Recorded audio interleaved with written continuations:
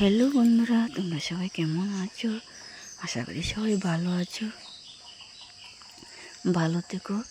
আর দেখো, আমার বিনিটাকে আমার মেয়ে নিজে মালা বানিয়ে পরিয়ে দিয়েছে। তোমরা সবাই ভালো থেকো। আর আমার মতো অভাগিনীর কপাল যেন কারো না হয়।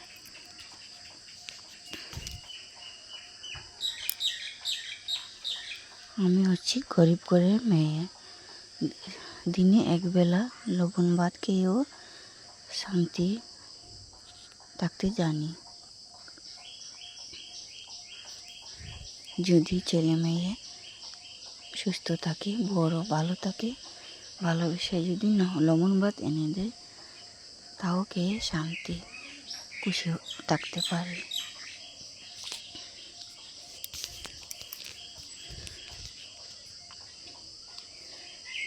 কিন্তু কি বলবো, ছেলে মেয়ে অসুস্থ, বড় মানুষ না, ও মানুষ।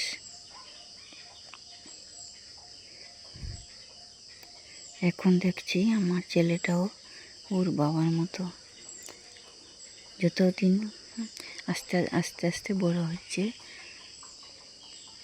পুরো ওর বাবার মতোই হয়ে যাচ্ছে।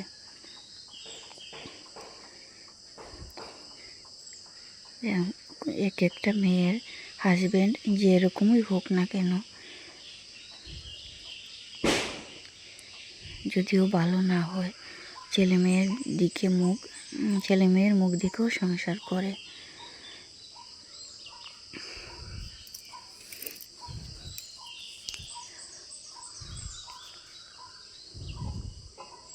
যাই হোক বন্ধুরা, দেখো আমার বাসি কাজ হয়ে গেছে। এখন চা করছি, চা খাবো।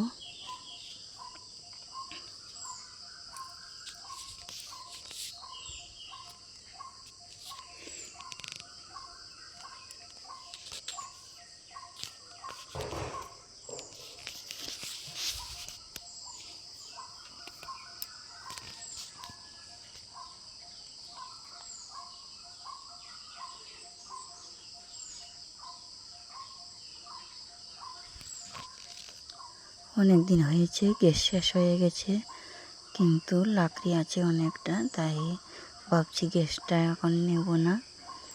পয়সারও টানাটানি। দেখো, চা নামিয়ে ভাত বসিয়েছি।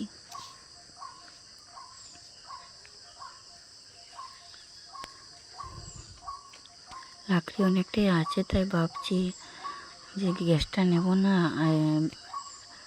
লাকড়ি দিয়েই রান্না করব।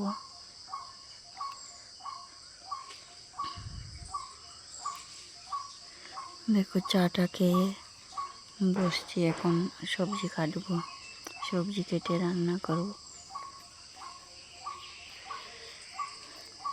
এই যে ঝিঙ্গে আলু দিয়ে, আর এটা হচ্ছে করলা আলু দিয়ে ভাজা করব।